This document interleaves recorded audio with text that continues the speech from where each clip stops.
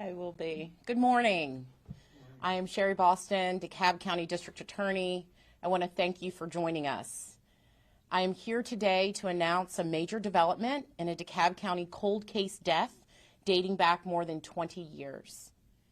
On February 26 of 1999, the remains of a young child were found in a small wooded area at the corner of Clifton Springs Road and Clifton Spring Church Road near a cemetery. The child's body was badly decomposed, making him unrecognizable and unidentifiable.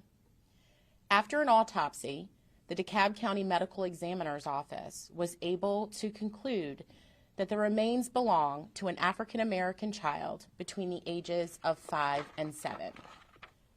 It was estimated that he had been deceased for 3 to 6 months prior to being found. Exactly who was this child and what happened to him? Those are the questions that would resonate throughout the years. Detectives hoped that the white and blue plaid shirt, red denim jeans, and brown Timberland boots he wore would lead to his identity. Instead, they became symbols of a tragic mystery. No name, no familial or geographic identity, no missing child reports. The victim became known as young John Doe, or sometimes referred to Clifton Doe, named after the area he was found.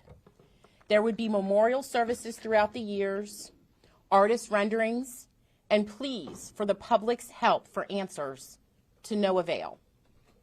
At every turn, this case ran cold, until now.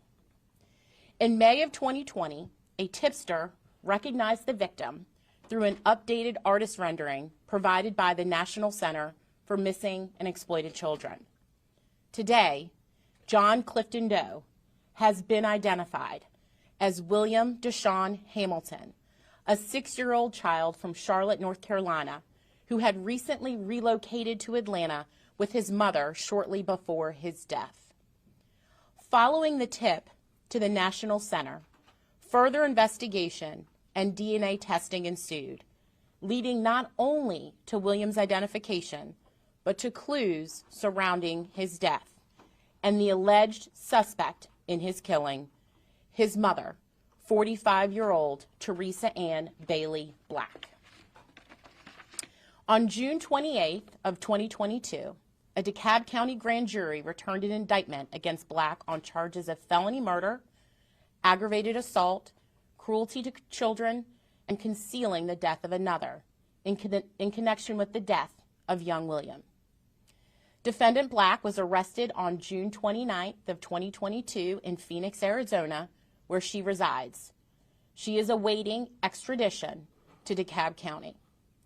Once here, she will be arraigned, and the case will be set for trial at a date to be determined. Because this is an open and pending case, we can't go into many specifics, but I can offer this timeline based on our investigation. December of 1998, William Hamilton is withdrawn from school in Charlotte. February of 1999, an unidentified child's body is found in a wooded area in Dekalb County. May of 2020, the National Center for Missing and Exploited Children receives a tip regarding the unidentified remains. February 2022, Theresa Bailey Black is identified as a suspect. February of 2022, the unidentified remains are identified as 6-year-old William Hamilton. June of 2022, Theresa Bailey Black is indicted and then arrested in Phoenix, Arizona.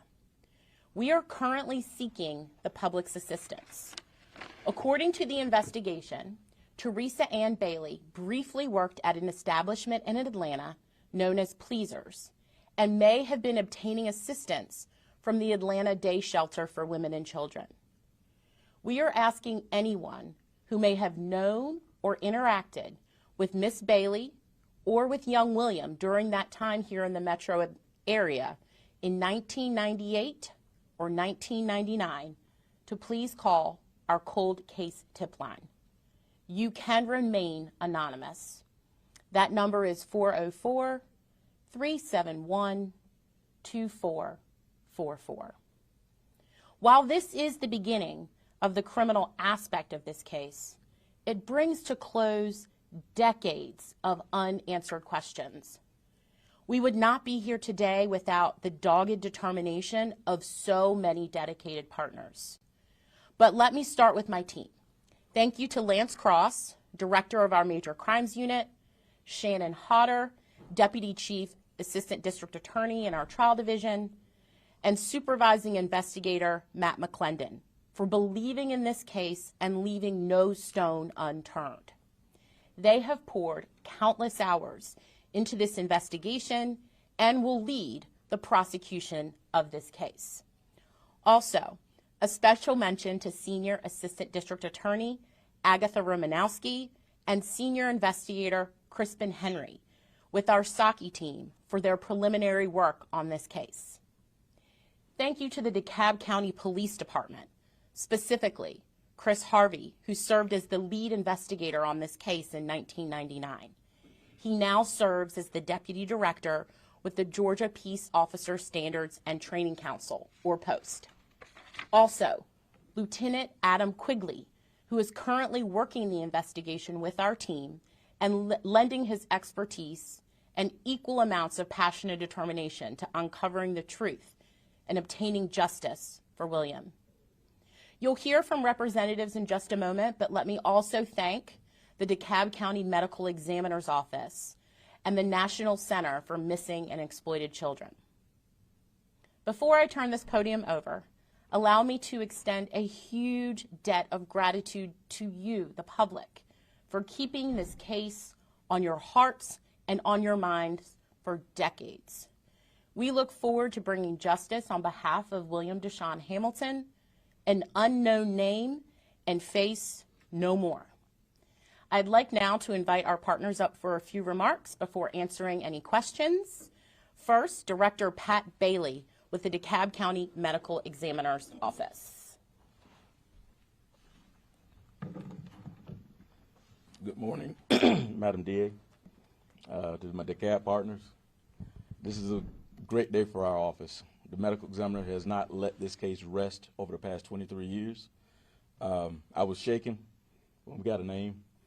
We developed a nickname for him in our office. We called him Dennis, just to give the child a name. And now, William can rest in peace. I appreciate the hard work and the dedication, and I look forward to anything the ME's office can provide to provide in the assistance of prosecution. Thank you.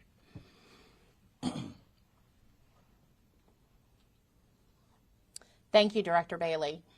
And finally, I'd like to invite to the podium Angeline Hartman, Communications Director for the National Center for Missing and Exploited Children, the agency that received the tip that was critical to helping us break this case. But Angeline has a very special connection to this case. She was a local reporter on the scene when young William's body was recovered. She covered the story extensively while here and on a national platform with America's Most Wanted and on her podcast, Inside Crime. The point is that Angeline has never forgotten this case and has done her best to keep it in the public forefront. We appreciate her dedication to seeking answers and helping us pursue justice. Angeline. Well, you know I have to hug you after. Wow.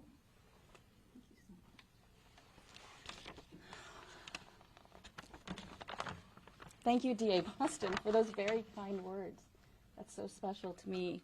And I know all of us feel very connected to William. So many people feel very connected to William.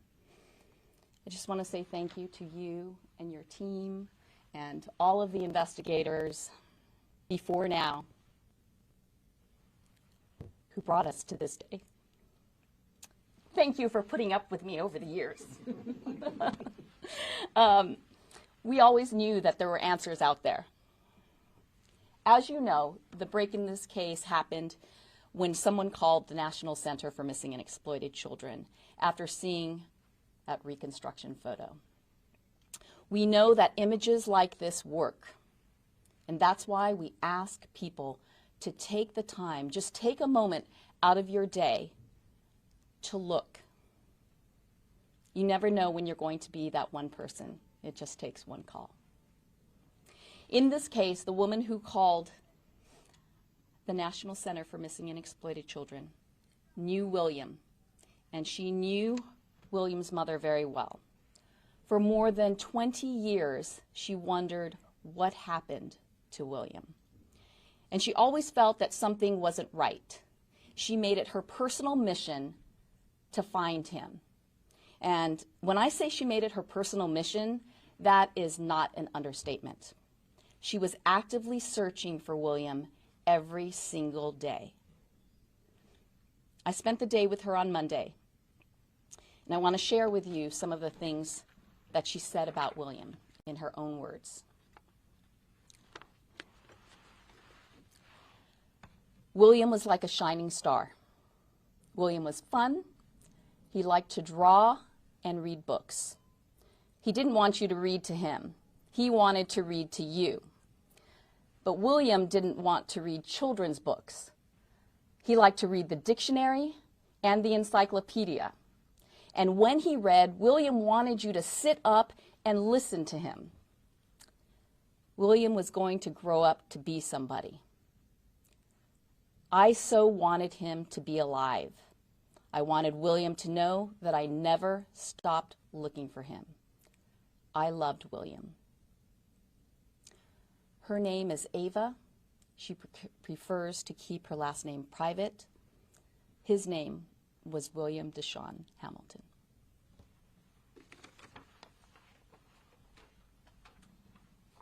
Thank you, Angeline. And thanks to all of you. We'll now open the floor to questions.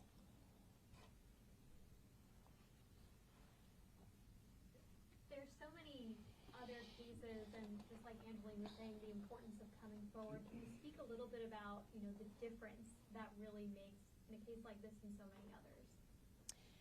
In this case, we would have never been able to identify William nor seek justice without someone from the public coming forward. I mean, for years, we were unable to identify him, to give him his name, to say his name, let alone seek justice. So this is an example, and we say this to the public, tips are so meaningful. They mean something whether it's a tip or the day after something happens or 20 years later. It makes a difference. And now that we're at this point, finally have some closure, how will the prosecution move forward? Is that going to really come down to these people continuing to call in and give information to help build the case, hopefully? Well, we are prepared, and the grand jury indicted this case with what we've been able to uncover with our investigation. But obviously, anyone that saw anything in 1998 or 1999 that knew Theresa Bailey, now Black, or recognizes William now that we've identified him, we want to hear from them. That's why this tip line is so important. Anybody that might have witnessed anything during that time period could provide critical additional information that will be essential in the prosecution of this case. Can you tell us what the arrest made in Phoenix? When had she left, or I guess moved away from the Dekalb County area? And do you have any details? I don't know if anyone from your office was present for that arrest. Did she say anything? Was anything learned during that process? So because this is an ongoing case and we are getting ready to pursue this in court, we cannot give any information about what she may or may not have said during the investigation and during her arrest. But we look forward to those facts coming out in court. Can you at least comment on when she left the Dekalb, I guess moved away from the Dekalb County area and started living elsewhere? We believe that she left Dekalb almost immediately after William's death. And was he ever reported missing? Was he ever on a registry or anything? No. And as far as IDing him, was it simply through that tipster? I think you might have mentioned, was there anything with DNA evidence here? And sort of, was that only possible with, current evidence or technology? Would this have been possible, 5, 10, 15 years ago? Once we had a name and he was identified and we could figure out who his parents were, that's when we were able to obtain DNA to establish that the remains that we had were in fact William Dashawn Hamilton. Did that DNA, there's that sweatshirt, those boots, all that clothing that was, shown quite often over the years. Was the DNA pulled from those items? Actually, from his skeletal remains. And our apologies for being a bit late, but can you revisit the circumstances surrounding his death? Well, the circumstances is that his body was found decomposed in a shallow grave in a wooded area at Clifton Springs and Clifton Church Springs Road in DeKalb back in 1998, 99.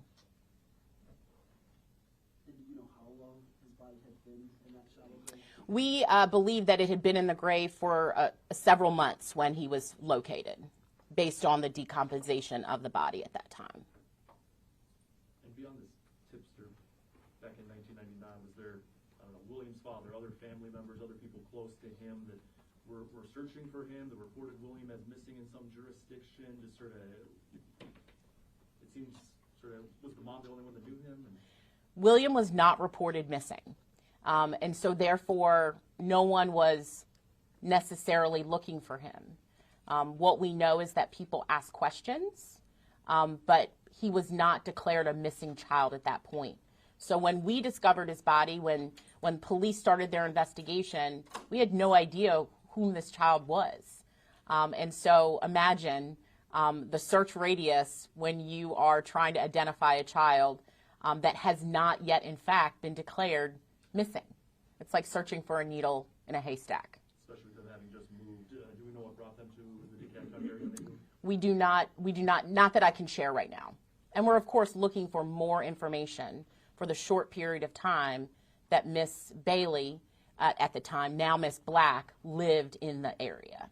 And the investigation definitely pointed to this being a homicide and not a death of any natural causes or anything.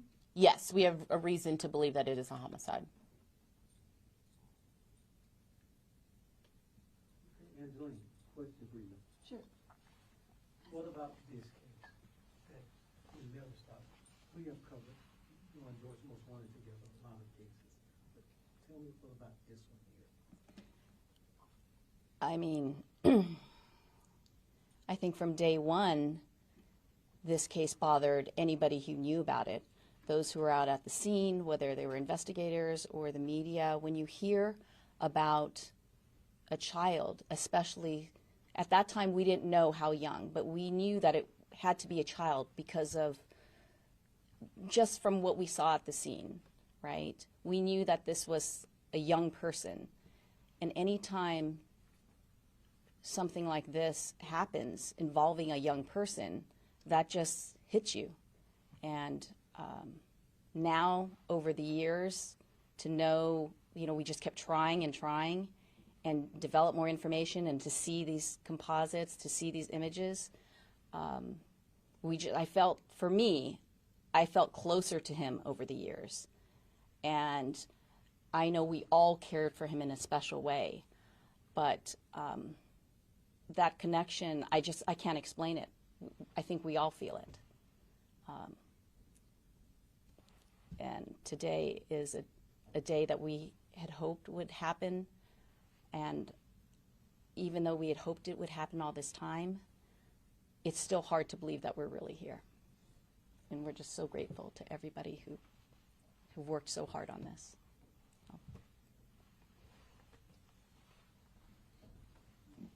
Quick question out of curiosity, was William Teresa's only child? I'm not going to comment right now on who Theresa Bailey Black is now. Again, I think that'll be information that will come out during the trial. All right.